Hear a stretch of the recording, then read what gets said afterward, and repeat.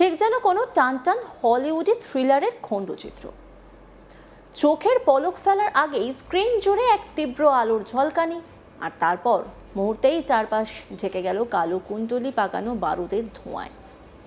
কিন্তু না, এটা রূপলী পর্দার কোনো কাল্পনিক থ্রিলার সিনেমা নয়। খাস কলকাতার নাকের ডগায় আন্তর্জাতিক বিমানবন্দরের ঠিক ঢিলছোড়া দূরত্বে রাজারহাটের এক ঘন জনবসতিপূর্ণ এলাকায় ঘটে যাওয়া এক ভয়ঙ্কর এবং হাড় হিম করা বাস্তব। রাজারহাটের দক্ষিণ নারায়ণপুরের সুপারি বাগান এলাকায় দক্ষিণ পাড়ায় একটি সাধারণ ভাড়া বাড়িতে ঘটে যাওয়া এই মারাত্মক বিস্ফোরণের ঘটনায় এবার এমন কিছু তথ্য সামনে এসেছে যা শুধু পশ্চিমবঙ্গ পুলিশ বা বিধাননগর কমিশনারেটকে নয়, খোদ দেশের কেন্দ্রীয় স্বরাষ্ট্র মন্ত্রক ও জাতীয় তদন্তকারী সংস্থা এনআইএর কর্তাদেরও রাতের ঘুম উড়িয়ে দেওয়ার জন্য যথেষ্ট। বিশেষ করে যখন খোদ দেশের স্বরাষ্ট্রমন্ত্রী অমিত শাহ রাজ্যে এসে অবস্থান করছেন, ঠিক তখনই এই হাই প্রোফাইল বিস্ফোরণ এবং বাড়ি থেকে তাজা বোমার লাইভ রিকভারি রাজ্যের সামগ্রিক আইন শৃঙ্খলা এবং অভ্যন্তরীণ নিরাপত্তা ব্যবস্থার কলঙ্কটাকেই এক ঝটকায় সমাজের সামনে টেনে বের করে এনেছে। এই পুরো বিস্ফোরণ কাণ্ডের নেপথ্যে যে কতটা পেশাদার এবং ঠান্ডা মাথার কোনো মডিউল কাজ করছিল, তার রাজাবাজার বা রাজারহাটের ওই গলির সিসিটিভি ক্যামেরার লেন্সে ধরা পড়া প্রতিটা সেকেন্ড বিশ্লেষণ করলেই পরিষ্কার হয়ে যায়। সিসিটিভি ফুটেজে খুব স্পষ্টভাবে দেখা গিয়েছে প্যান্ট শার্ট পরা এক সম্পূর্ণ অচেনা যুবক অত্যন্ত স্বাভাবিক ভঙ্গিতে যেন কোনো চিপসের প্যাকেট বা মিষ্টির বাক্স নিয়ে যাচ্ছে। ঠিক তেমনই একটি ভারী ব্যাগ হাতে নিয়ে সিঁড়ি দিয়ে তরতরিয়ে দোতলার দিকে উঠে গেল। তার হাঁটা চলা, বডি ল্যাঙ্গুয়েজ বা মুখের অবয়ব দেখে দূর দূরান্ত পর্যন্ত বোঝার কোনো উপায় ছিল না যে সে আসলে নিজের হাতে আস্ত একটা মৃত্যুর পরোয়ানা বহন করে নিয়ে যাচ্ছে। যুবকটি উপরে উঠে সোজা একটি নির্দিষ্ট ঘরের ভেতরে ঢুকলো এবং হাতের ব্যাগটি ঘরের এক কোণে নামিয়ে রেখে দিল। ঠিক কয়েক মিনিটের মধ্যেই নিজের কাজ হাসিল করে অত্যন্ত ঠান্ডা মাথায় কোনো তাড়া না দেখিয়ে খালি হাতে ঘর থেকে বেরিয়ে চম্পট দেয় যুবক।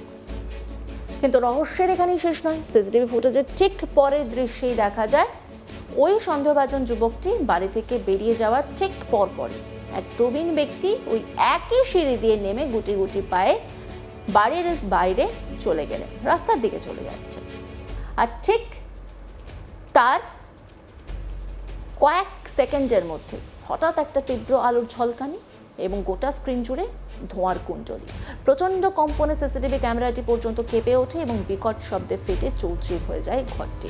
এই ফুটেজ থেকে তদন্তকারীরা নিশ্চিত হয়েছেন যে যিনি বা যারা এই ব্যাগটি রেখে এসেছিলেন এবং যিনি ঠিক বিস্ফোরণের কয়েক সেকেন্ড আগে ঘর থেকে বেরোলেন, তাদের টাইমিং ছিল একেবারে কাঁটায় কাঁটায় মাপা। কোনো রান্নার গ্যাসের সিলিন্ডার বা শর্ট সার্কিট থেকেই ঘটনা যে ঘটেনি, তাই নিখুঁত টাইমিং দেখে জলের মতো পরিষ্কার হয়ে গেছে। তদন্তে নেমে পুলিশ জানতে পেরেছে রাজারহাটের দক্ষিণ পাড়ার এই বাড়িটির গ্রাউন্ড ফ্লোরে ঘরটি মাত্র দুদিন আগেই ভাড়া নিয়েছিল এক যুবক। পাড়ার লোকাল ব্রোকার বা দালাল শাহিন শাহর মাধ্যমে সেলিম ওরফে শামীম নামের এক ব্যক্তি ওই ঘরটি বুক করে। মালিককে জানানো হয়েছিল শামীম এবং অন্য একটি ছেলে এখানে থাকবে, কিন্তু আশ্চর্যের বিষয় হলো ঘর ভাড়া নেওয়ার পর প্রথম দুদিন কেউ ওই বাড়িতে থাকতে আসেনি। ঘরটা কার্যত ফাঁকাই পড়েছিল। এরপর শনিবার রাতে ঘটে আসল ঘটনা। রাত ঠিক 8টা নাগাদ শামীম পাড়ার মোড়ে এসে এক যুবকের হাতে একটা ভারী ব্যাগ দিয়ে বলে, এটার ভেতরে খাবার আছে, ঘরে রেখে আয়। সেই ব্যাগ সোমেন নামের এক যুবকের হাত ঘুরে পৌঁছয় জাহিদের কাছে। জাহিদ নামের ওই ছেলেটি ব্যাগটি নিয়ে সোজা ঘরের ভেতর রেখে আসে। আর ব্যাগ রাখার ঠিক 5 থেকে 10 মিনিটের মধ্যেই ঘটে যায় সেই প্রলয়ঙ্কারী বিস্ফোরণ। জ্যোতির্ময় রায় কি বলছেন শুনব।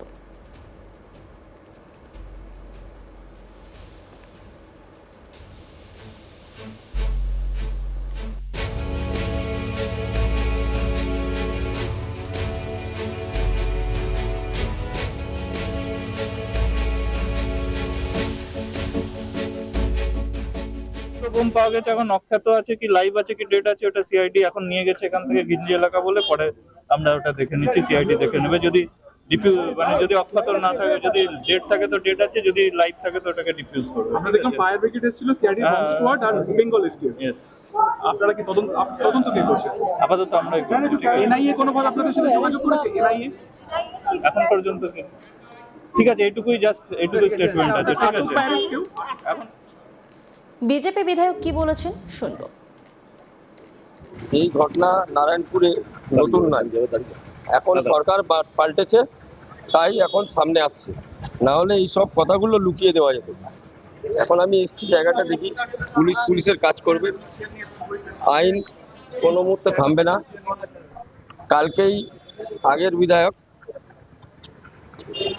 এখান থেকে বেরিয়েছেন, আর কালকেই এই ঘটনাটা অনেক কিছু বলতে চাইছে। তার আমলে এখানে আমরা দেখেছি যে এই সামনে আপনি যেখানে দাঁড়িয়ে আছেন সেখানে একাধিক গুলি চলেছিল কিছুদিন আগে। বাড়ির বাসিন্দারা কি বলছেন শুনবো।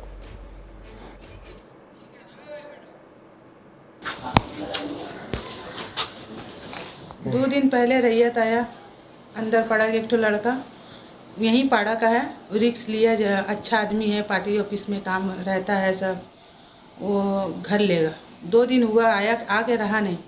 कल 2 लड़का को भेज के एक तो बैग भेजा, अंदर में बैग रखा, बच्चा रख के गया, 10 मिनट भी नहीं हुआ, 5 मिनट भी नहीं हुआ, ब्लास्ट हो गया।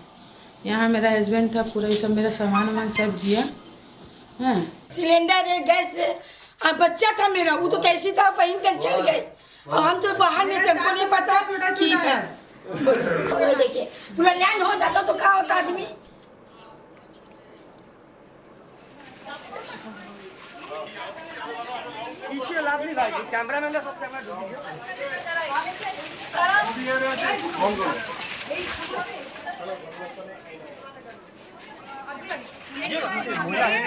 এই ঘটনার পর ডিসি কি বলেছেন শুনবো।